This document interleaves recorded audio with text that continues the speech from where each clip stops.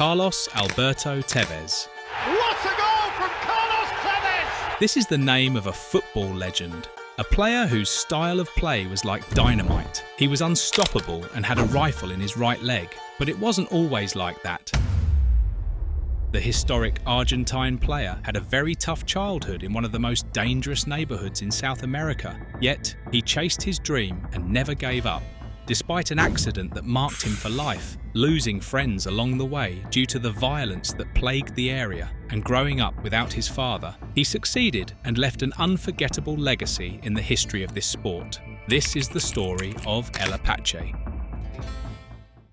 Born on February 5, 1984 in Buenos Aires, Argentina, Tévez had one of the worst childhoods you can imagine. Despite growing up in a dysfunctional family, respect, humility and sacrifice were the values with which Carlos faced life. His neighborhood was called Ejército de los Andes, but was known as Fuerte Apache.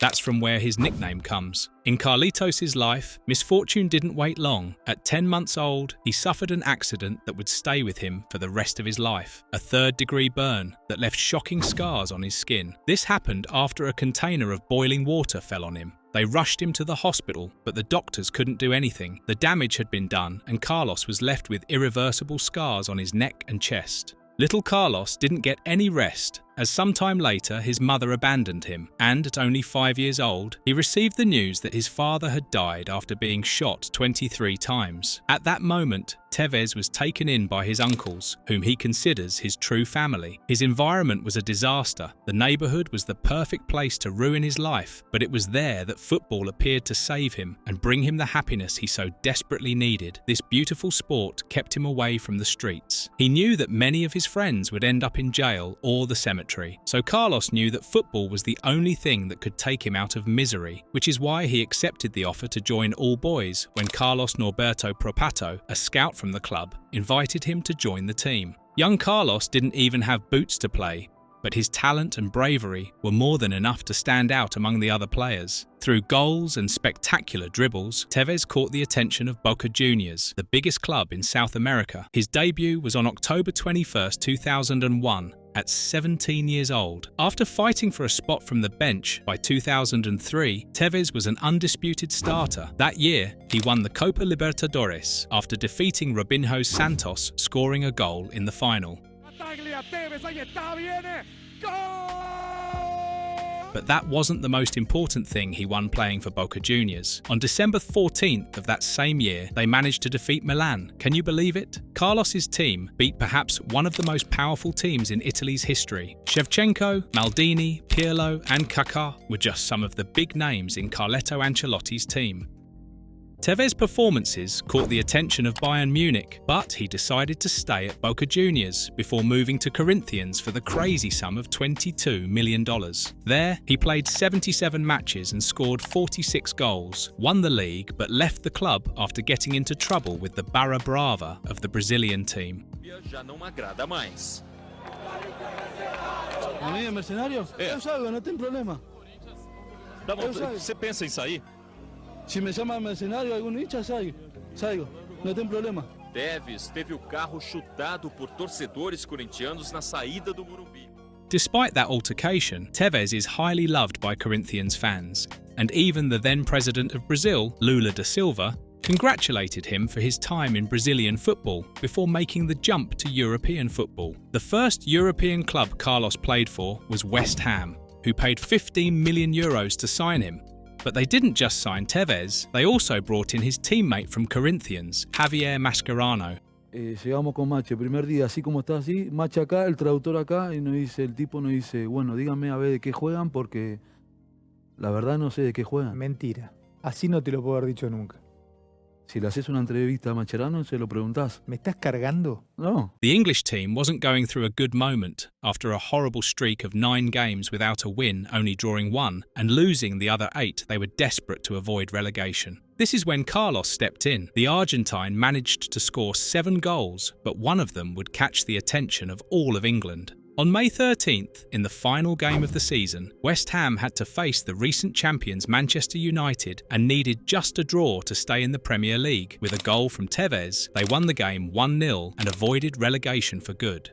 Tévez! to meet him.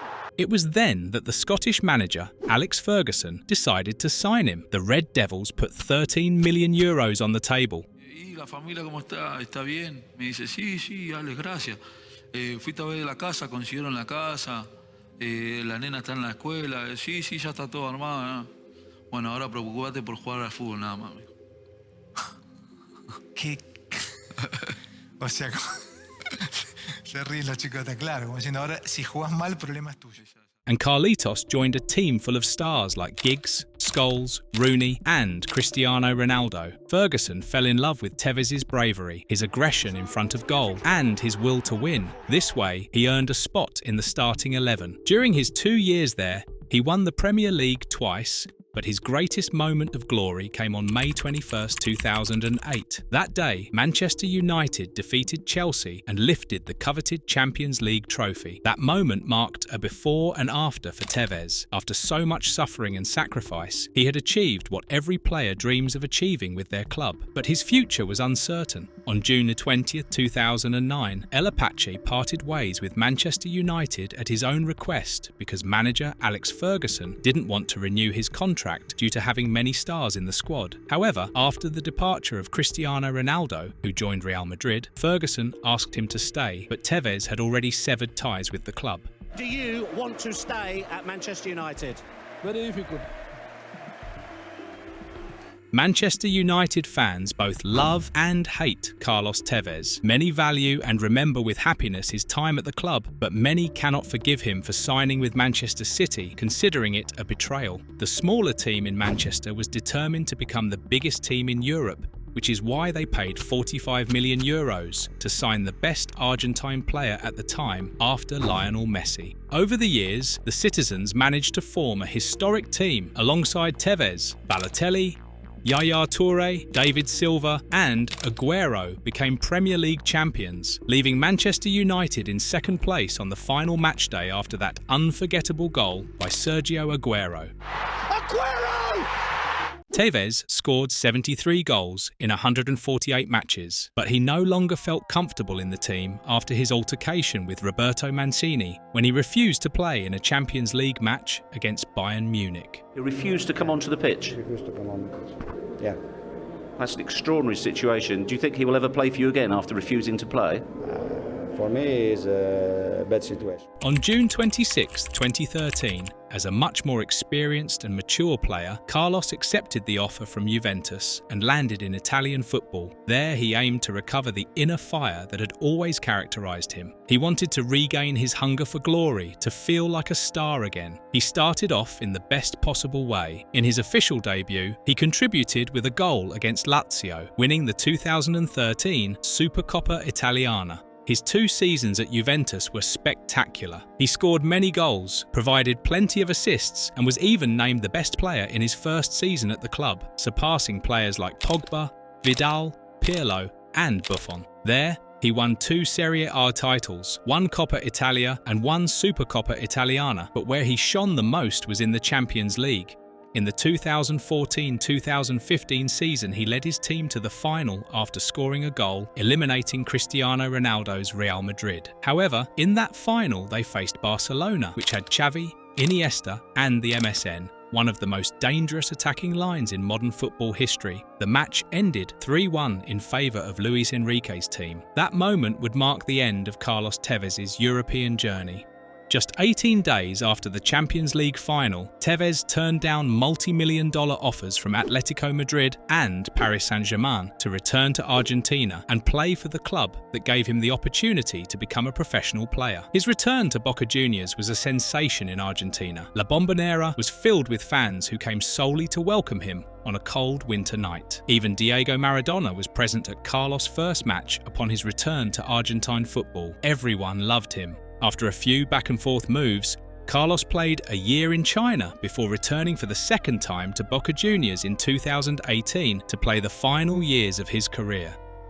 The flame started to dim, but Tévez was happy to be in his home country close to his family and visiting the neighbourhood that saw him grow up. He is an example for all the children born into poverty who dream of becoming great stars. He is proof that with effort and passion, you can achieve everything you desire. Carlos announced his retirement after losing one of the people he loved most in this world, the one he considered his father.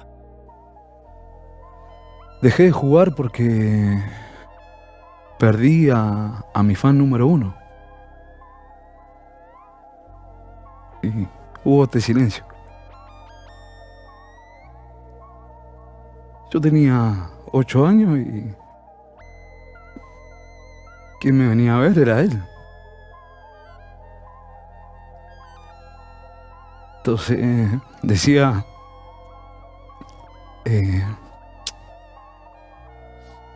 ¿para qué más?